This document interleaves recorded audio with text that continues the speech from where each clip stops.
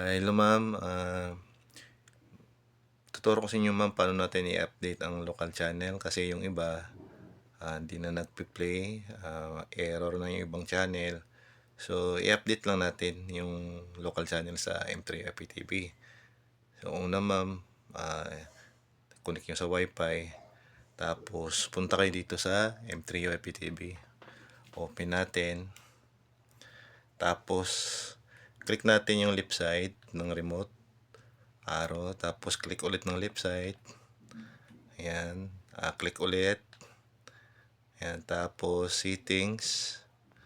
Ayan, settings ma'am, dire sa dito sa playlist. Ayan, okay. Tapos update playlist. Ayan, muna siya ma'am. Pag open mo update, ayan, update na siya. Ayan, ayan, okay na ma'am, update na.